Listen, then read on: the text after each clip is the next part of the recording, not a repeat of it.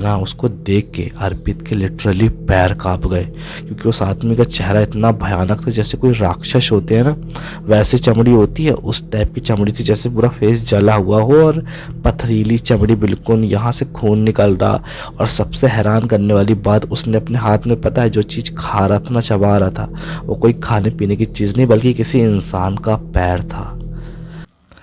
इस दुनिया में कई सवाल ऐसे भी होते हैं जिसका जवाब दे पाना शायद साइंस के लिए भी नामुमकिन सा लगता है। उन्हीं में से एक सवाल है, क्या पिशाच होते हैं या नहीं? कौन होते हैं पिशाच? और अगर ये किसी के सामने आ जाए तो क्या सच में उनकी जान बच पाना नामुमकिन होता है?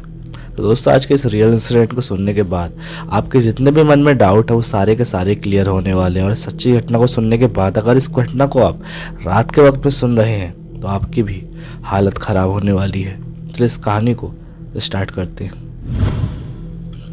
तो दोस्तों, आज की जो घटना है हमें हमारे एक दोस्त अर्पित ने भेजी है, जो कि उनकी खुद की आप बीती है। अर्पित बताते कि बात है आज से करीब 4 साल पहले की, जब उनके घर में एक शादी का इन्विटेशन आया था जिसके लिए उन्हें एक गांव जाना था। बात ये थी कि उनके पूरे घर वाले ट्रेन से निकल गए थे और वो वेट कर रहे थे अपनी दीदी और जीजा जी का, जो कि कार से आने वाले थे और थोड़ा यहाँ पे मार्केट करने वाले थे उनके घर साइड पे, और मार्केट करके करीब शाम के टाइम पे यहाँ से निकलने वाले थे। ऐसा ही हुआ, सब लोग चले गए, वो घर पे था, दीदी लोग आई, पूरी मार्केट आर्केट की, करीब शाम हो गई। शाम के करीब 5:30 के आसपास वो लोग अपने घर से निकले होंगे। घर से अच्छा खासा निकले, 1.5-2 घंटे की रास्ता क्रॉस भी हो गई। अब बात ये थी ना कि उनकी आधी रास्ता तो क्रॉस हो गई, पर जिस रोड से वो लोग जा रहे थे ना उससे एक ब्रिज क्रॉस करके उन्हें निकलना था, और उस ब्रिज पर ना जाने किसका एक्सीडेंट हो गया था। एक्सीडेंट की वजह से कोई ट्रक रख था जो वहाँ पे फंस चुका था, जिसकी वजह से गाड़ियाँ आगे नहीं जा पा रही थी, वहीं पे जाम लग गया था। वहाँ पे करीब उन्हें 7:30-8 बज गया रहा होगा। अब यार उनका दिमाग ख़राब हो गया कि यार कहाँ से जाएं, यहाँ से तो रास्ता है नहीं। तभी उनके जीजा जी को याद आता है, अर्पित के जीजा जी को, कि यार जंगल से होते हुए एक रास्ता है, तुम कहो तो मैं वहाँ से डाल दूँ, अपन जल्दी भी पहुँच जाएंगे और कोई प्रॉब्लम भी नहीं होगी। उतने में दीदी जो थी ना वो अपने पापा को कॉल लगाती है, यानी अर्पित के पापा को कॉल लगाती है कि पहले कन्फर्म कर लेते हैं। उन्हें कॉल लगाई, बोलती है पापा कि यहाँ पे जाम लग गया है, यहाँ पे किसी का एक्सीडेंट हो गया, जंगल के रास्ते से हम लोग आ जाए। जैसे ही उन्होंने जंगल का नाम लिया है ना, उनके पापा एकदम से हड़बड़ा गए। वो बोलते हैं नहीं नहीं, रुक जा, वहाँ से आने की कोई ज़रूरत नहीं है, भूल के भी वहाँ से मत आना, रुक जा। वो ऐसे कुछ बोल ही रहे थे ना कि इतने में अचानक कॉल कट हो जाता है। और दोबारा जब दीदी ने कॉल लगाया तो उनका फ़ोन नेटवर्क एरिया के बाहर बता रहा था, क्योंकि यार वो कीपैड फ़ोन यूज़ करते थे, तो अक्सर ना गांव एरियाज़ में जाने के बाद ना वहाँ पे नेटवर्क चला जाता था, तो पूरी तरीके से उनकी बात नहीं हो पाई। इतने में जीजा जी थे अर्पित के, वो कहते यार मुझे पता है ये रास्ता दिन के टाइम पे मैं यहाँ से काफ़ी गया हूँ, कोई दिक्कत नहीं होने वाली, तुम लोग बेवजह ही परेशान हो रहे हो। उतने में दीदी बोलती कि पहले कन्फर्म कर लेते हैं ना, कोई प्रॉब्लम हुई तो। बोलते नहीं, कोई दिक्कत नहीं होने वाली, तुम लोग बैठो शांति से, अभी 2 घंटे में अपन लोग पहुँच जाएंगे आराम से। उन्होंने अपनी कार घुमाई है वापस और थोड़ा आगे पीछे जाके जहाँ से वो लोग आए थे उस जंगल के रास्ते से उन्होंने डाल दी। जंगल के रास्ते पे करीब आधा किलोमीटर ही चले होंगे ना कि अचानक से एक दादाजी थे तो कार के सामने आ गए। सामने आए, अब पूछते हैं बेटा कहाँ जा रहे हो? तो उतने में लोगों ने बोला कि कुछ नहीं, हम थोड़ा गांव में शादी अटेंड करने के लिए आए हैं, तो यहाँ से जा रहे थे तो वहाँ पास जाम लगा हुआ, किसी का एक्सीडेंट हो गया, तो इस रास्ते से जा रहे हैं। तो बोलते हैं अच्छा एक काम करो, गाड़ी घुमा लो, आगे से मत जाओ। तो उन लोग हैरान यार कि ये कौन होते हैं हमें ऑर्डर देने वाले, कि एकदम से मना कर रहे हैं कि यहाँ से मत जाओ। तो बोले क्यों दादाजी क्या हो गया? वो बोले कि देखो समझा करो, आगे तुम्हें दिक्कत हो जाएगी, यहाँ से मत जाओ तो बहुत बड़ी मुसीबत में फंस जाओगी। उसके बाद बोलते हैं जी जी दादाजी जी। वो उन्हें इग्नोर करके ना आखिरकार अपना कार का शीशा ऊपर करते हैं और आगे बढ़ जाते हैं। और असल में उन्हें पता भी नहीं कोई था कि जो दादाजी थे ना वो कोई नॉर्मल दादाजी नहीं थे, उनके कोई कुल देवी देवता थे जो कि उन्हें अलर्ट करने के लिए आए हुए थे कि आगे मत जाओ। लेकिन उन्हें इस बात का अंदाज़ा भी नहीं था और उन्होंने आगे कार अपनी निकाल ली। थोड़ी आगे चले उन्हें करीब 1.5-2 किलोमीटर दूर, जंगल का रास्ता काफ़ी लंबा था, कि इतने में ना रास्ते पर उन्हें एक पेड़ पड़ा हुआ दिखाई देता है, पेड़ की डाली पड़ी हुई दिखाई देती है। तो यार उन लोग का दिमाग ख़राब कि यार अब फिर रात के टाइम पे पता नहीं क्या नाटक है इस जंगल में। उन्हें लगा हो गया, हटाते फटाक से निकलते अपना। तो आखिरकार अर्पित और उसके जिया जी निकले हैं कि जाते हैं यार हटाते हैं उसको। और जैसे ही उन्होंने उसको हटाने की कोशिश किया ना, थोड़ा भारी लग रहा था, तो जैसे उस डाली को उठाने की कोशिश किया है ना कि इतने में अर्पित की नज़र पड़ती है करीब उनसे वही कोई 20-30 फीट की दूरी पे एक आग जल रही थी थोड़ी सी, और वहाँ पे एक आदमी बैठा हुआ था जो कि उस आग के पास शायद आग ताप रहा था। तो अर्पित उस पर नज़र पड़ी कि यार इतना सुनसान जंगल, वहाँ पे ये आग ताप रहा अकेले बैठ के। जब उसने गौर से देखा ना तो वो आदमी थोड़ा अजीब सा था, मतलब उसकी हाइट समथिंग 7 से 8 फुट की रही होगी।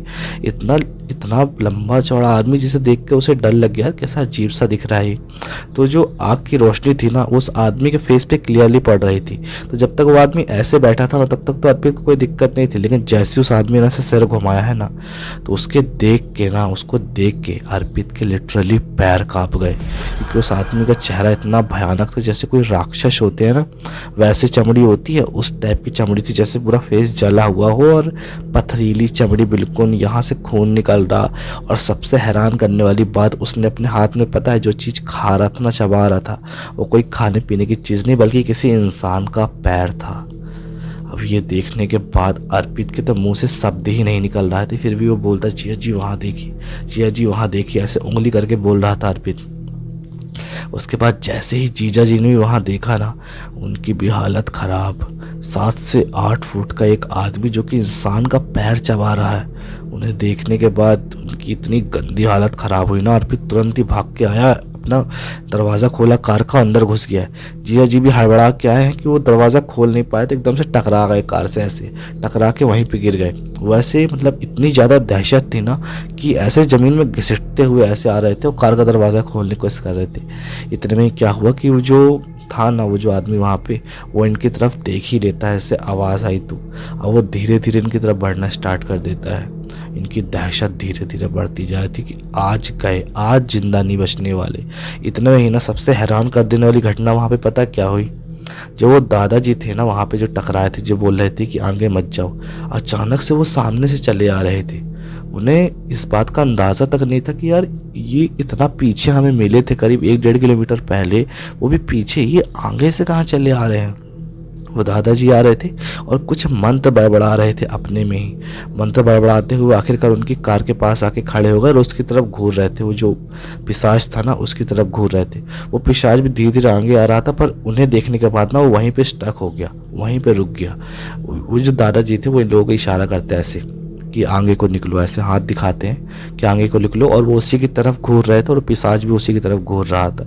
ऐसे करते करते उन लोगों ने जैसे तैसे अपना मतलब गाड़ी फिर से स्टार्ट की है और सीधे वहाँ से बिना देखे ऐसे भगाई है जिसकी कोई लिमिट नहीं थी। उसके बाद आगे चलते चलते इतनी गंदी हालत हुई ना जीजा जी की कार चलाते वक्त कि उनके लिटरली पैर काँप रहे थे, उनकी इतनी हिम्मत नहीं होती वो एक्सीलेटर दबा दें। इस तरीके से दहशत उनके अंदर भरी हुई थी। आखिरकार करीब 20 मिनट 25 मिनट बाद वो जंगल का रास्ता क्रॉस हुआ और उनकी इतनी हालत ख़राब थी ना, इतना पसीना पसीना, दहशत इतनी ज़्यादा, उन्हें विश्वास नहीं हो रहा था कि उन लोगों ने क्या फेस किया अभी। आखिरकार जैसे तैसे वो उस जगह पे पहुँचे जहाँ पे वेडिंग थी और उन्होंने पूरी बात घर वालों को बताई कि हम ऐसा ऐसा फेस करके आ रहे हैं।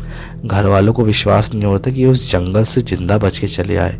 रात के टाइम पे उस जंगल से कोई भी ज़िंदा बच के नहीं आ पाते थे और कितने ही लोग मतलब बहुत अजीब तरीके से मौत हुई। केवल उनके शरीर के कुछ टुकड़े मिलते थे, जैसे कि हाथ, सिर के कुछ पार्ट्स ऐसे मतलब कटे हुए मिलते थे, जो लोग भी रात के वक्त में उस जंगल में जाते थे। तो इनकी किस्मत कहें या कुल देवी देवताओं का आशीर्वाद कहें जिसकी वजह से लोगों की जान तो बच गई।